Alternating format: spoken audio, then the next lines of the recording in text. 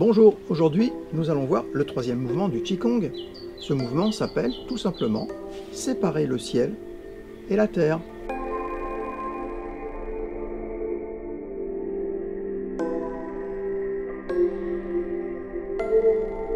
Eh bien, si vous en êtes arrivé à ce quatrième enchaînement, c'est que vous êtes opiniâtre, c'est que vous avez commencé à apprécier ce travail.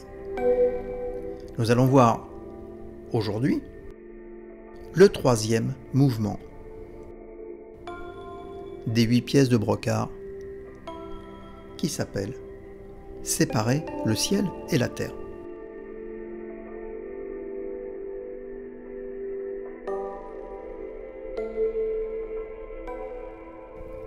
Croisez les mains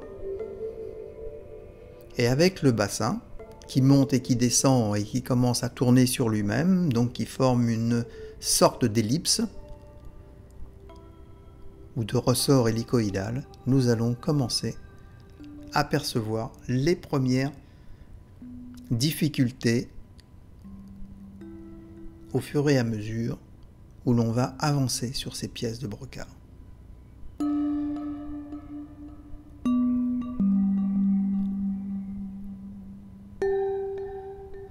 Paume tendue vers le ciel, on monte avec la hanche qui fait monter l'épaule, qui fait monter le bras. Lorsqu'on est en bas, on est en appui sur nos pieds, nos genoux, notre bassin, comme assis sur place. On a déjà vu cela dans les exercices précédents.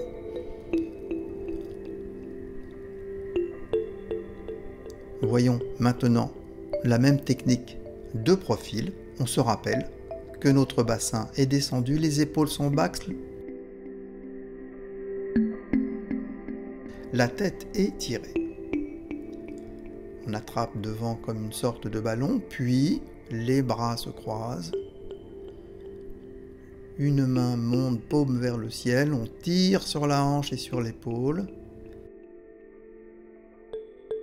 Puis on descend.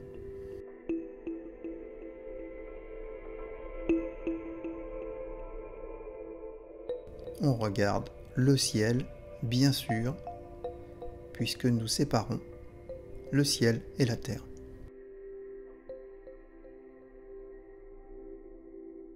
Alors un travail est important, c'est celui de tirer sur les épaules, de façon à ce que nous retrouvions de l'amplitude. Les Chinois faisaient ces exercices et les font toujours aujourd'hui, bien évidemment, et nous l'avons dit dans l'introduction, parce qu'ils ont besoin de toutes leurs capacités pour exercer leur profession, bien souvent difficile, les métiers de la terre, les métiers de la métallurgie, de la pêche, travail physique conséquent. Nous retrouvons nos points de contrôle, on ne perd pas de vue cet aspect fondamental, et on reprend notre exercice, cette fois-ci à nouveau vue de face.